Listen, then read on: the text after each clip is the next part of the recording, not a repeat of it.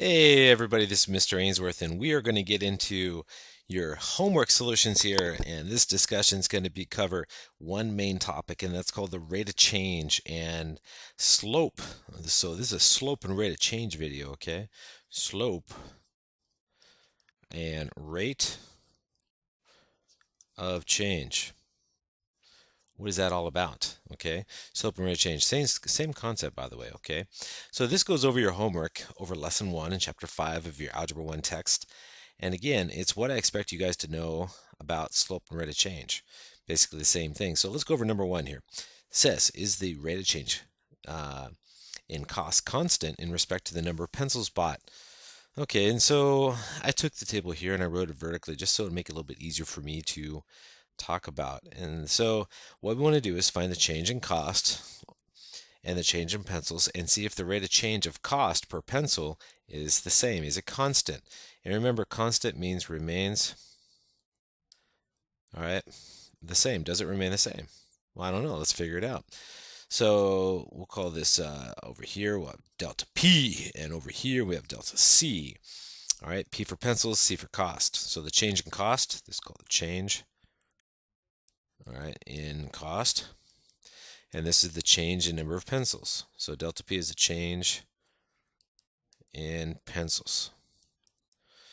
All right, so delta means change. All right, so what we want to do is let's work on pencils first. So 1 to 4 is plus 3. 1 plus 3 is 4. 4 plus 3 is 7. Okay, 7 plus 3 is not 12, so we got to change.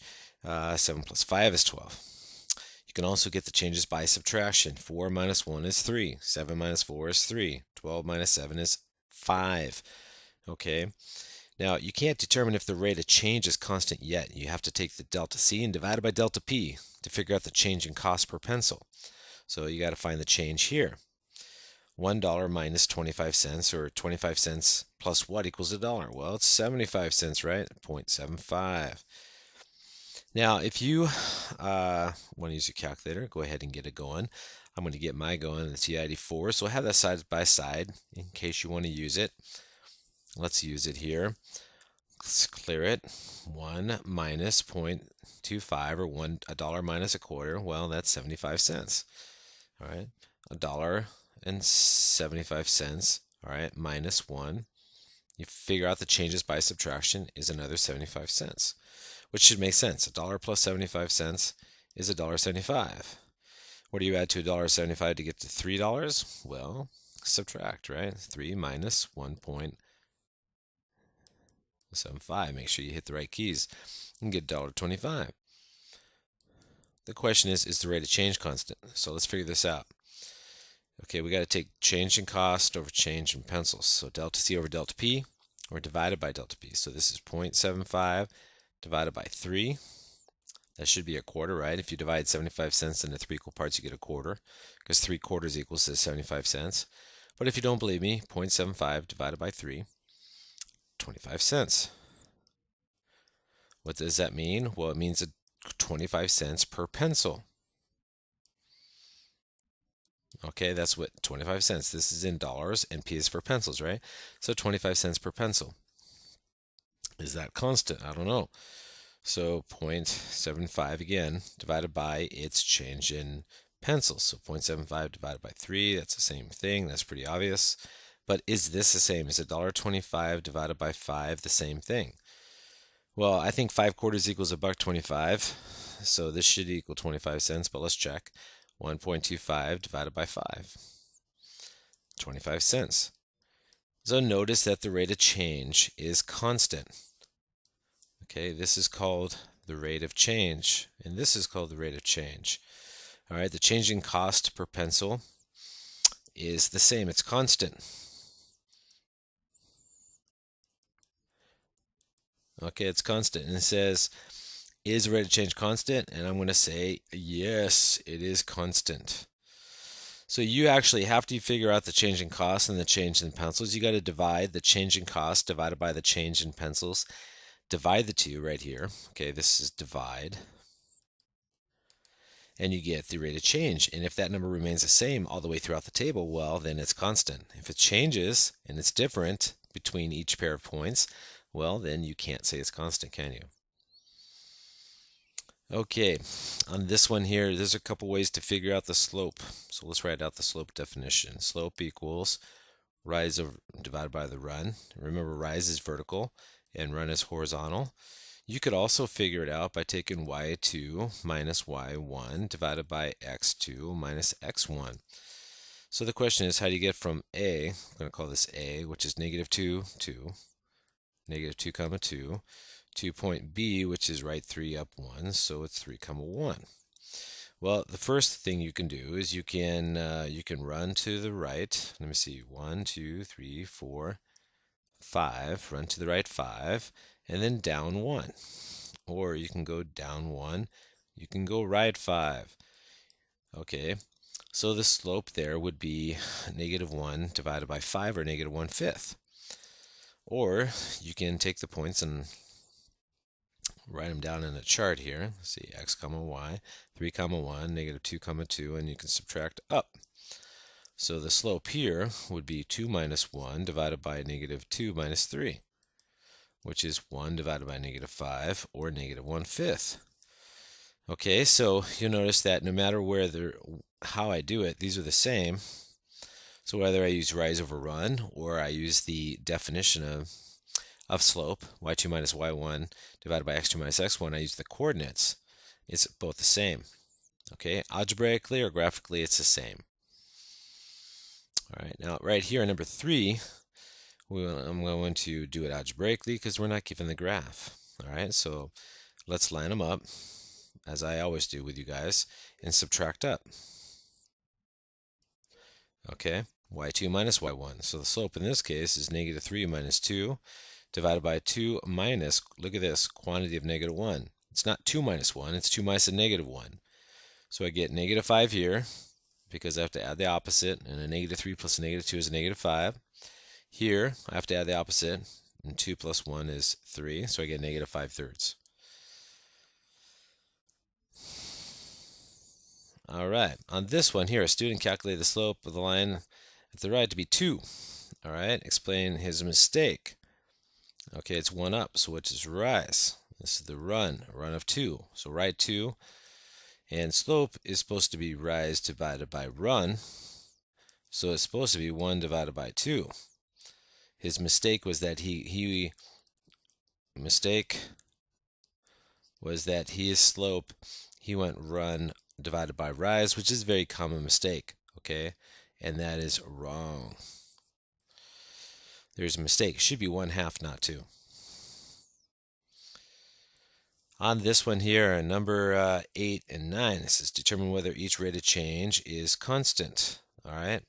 So once again, you got to figure out the changes. And then you got to figure out, what does it represent? What does it represent? Okay. So we'll call it D for distance and T for time. Let's figure out the change in distance over the change in time. So here is +1, +1, 2 plus 1 is 3, especially today. So these are all a change of 1. Here it's 6 plus 6 is 12. 12 plus 3 is 15. 15 plus 6 is 21. So is the rate of change constant? I don't know. Rate of change. Delta D divided by delta T. 6 divided by 1. So you have to take 6 and divide it by 1. So let's do that. 6 divided by 1 is 6. Right here. 3 divided by 1 is 3. Right here. We got this one, 6 divided by 1 is 6 again. So 6 divided by 1 is 6. Okay. Rate of change. All right. Not constant. Not in this case. Okay. So it's not linear. So let me see. B for buns. H for hot dogs. So delta B. All right. Delta H. So once more, +1, +1, +1. Here, +1, +1, +1. So in each case, 1 divided by 1 is 1. This one here, 1 divided by 1 is 1. And right here, 1 divided by 1 is 1. So all constant. All the same, so all constant. How about this one? Is the elevation, all right? over time, is that constant? So let's find the change in elevation over the change in time. Okay, so this right here, 29,000 minus 30,000. Okay, that should be a negative number, right? Because small minus big is negative, so negative 1,000 over 2 seconds. Right here, 2,700. 2,700, excuse me, 27,500 minus 29,000. 1, 2, 3. Negative 1,500. So minus 1,500 over 3 seconds. What happens in the next 7 seconds? I don't know. 24,000 from 27,500. 24,000 minus 27,500. Negative 3,500. So let's figure out the change in elevation divided by the change in time. So here you have a negative 1,000 divided by 2. That's a negative 500 feet. All right, this is feet per minute. This feet per minute. This one here, delta E divided by delta T, negative 1,500 over 3 seconds. That's negative 500 feet per minute. And the last one, negative 3,500 divided by 7. 35 divided by 7 is 5, so this is negative 500 again, feet per minute. All right, look at this, constant. So that means that I gotta spell that right. Whatever. The plane's descending, okay, at the rate of 500 feet per minute. Descending meaning going down, all right, to the airport, okay, from up high to the airport. Here, find the rate of change. Now here, slope, this one's easiest to do by taking rise divided by run. All right, vertical divided by horizontal. So here from A to B, you can get there 2 ways. You can go right and down. You go right 2, down 4. So negative 4 divided by 2 is equal to negative 2. Or you can go down 4, right 2, and you still get negative 2. Okay, the slope's there, negative 2. This is also rate of change, by the way. On this one, to get from A to B, you can go up and right. Question is, how far up? 1, 2, 3, 4, 5, 6. Right? 1, 2, 3, 4, 5, 6, 7, 8. Okay, this is the rise. This is the run. So this slope here would be rise divided by run is equal to 6/8, or you can go 3/4. That means up 3, right 4. So let me see. Right 4, 1, 2, 3, 4, up 3. So right 4, up 3. Same thing. So right 3, up 4 is the same thing as going up 6, right 8. Okay, it's the same thing. 6/8 equals 3/4. All right, find the slope through each pair of points. I'm just going to do a few of these. So let's say 17. So 0, 0, 3, 3. So the slope for this one here, this is 17. Is 3 minus 0 divided by 3 minus 0. 3 divided by 3 is 1. Let's see here, number 19. Let's line them up. 4, 4, 5, 3. Subtract up. So 3 minus 4 divided by 5 minus 4. Negative 1 divided by 1. So it's negative 1. And I'll do one more. 22. 2, negative 3. 5, negative 4. Subtract up. Here, slope is negative 4 minus a negative 3. Notice parentheses. Divided by 5 minus 2. I see a double negative here. So this is negative 4 plus 3, which is negative 1, divided by 3. So there's a couple slopes for you. All right. Now graphically find the slope, okay, from A to B. Well, all you have to do is go right 6, right? So the run here is equal to 6, where the rise is equal to 0. So here the slope, since it's rise divided by run, is equal to 0 divided by 6, or 0. It's horizontal.